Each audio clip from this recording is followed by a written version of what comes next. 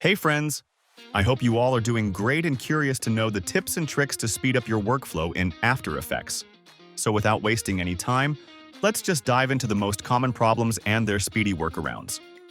First, putting layers in sequence. I have seen people adjusting their layers in a sequence by manually dragging them and matching their ends by zooming the timeline. This works when you are working on a short-form video, but sucks when you have multiple layers to edit. So here is a trick to align your layers in a sequence. Just select all the layers you want to sequence and go to Animation menu, select Keyframe Assistant, and then Sequence Layers. This will open a menu where you can decide if you want any overlapping and transition and just hit OK. You're done. Second, proportional keyframing. There might be a scenario when you want to increase the length of the layer and adjust the keyframes accordingly. So if we adjust the keyframes individually, you might end up with unproportionate spacing between each keyframes. So to overcome this issue, just hold the Alt/Option key and drag the last keyframe to adjust it proportionally. Third, trim the clip at the playhead. If you are struggling with clipping the clip at the playhead and just using Ctrl+Shift+D and then deleting it, then here is a quick tip that solves this issue. Just use Alt+right bracket. It will trim the clip at the playhead and delete the later part. Fourth, exposing the animated properties. There are scenarios where you have a property animated for all your layers and you want to adjust the keyframes. So if you are struggling by expanding all the layers and then editing each keyframe, here is a shortcut to expose only the animated properties. Just select the layer and press U.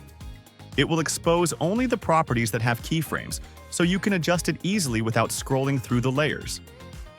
Fifth, adjusting the anchor point at the center. This is a common issue when you're working with text layers, where your anchor is not in the center of the layer and you adjust it using anchor position. To do this easily, just use the Pan Behind tool, where you can move the anchor directly and put it wherever you want. So need of manual adjustment anymore. Sixth, putting the video in the loop. There are scenarios where you want to loop a video, and you duplicate the layer, which is not feasible and tedious when you have to stretch it for a long video. Here is a quick tip to solve this issue. Just select the layer, enable time remapping on this layer, then hold Alt and click on the watch icon. This will open an expression field in the timeline. Now just write loop out, and you're done. Now you can stretch this layer as long as you want. It will loop the video throughout. Seventh, motion blur switches. Most of the infographic videos have motion blurred applied to their in-out transition of the texts.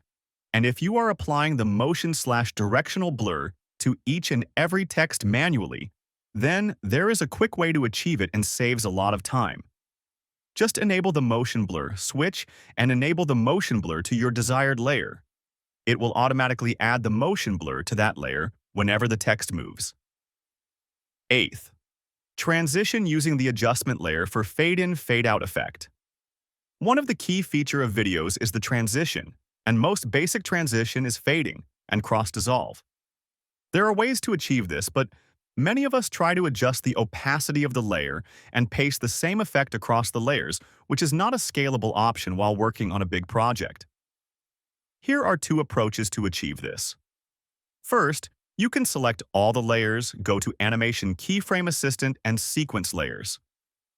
Now at this point, choose the Overlap option and select your desired transition.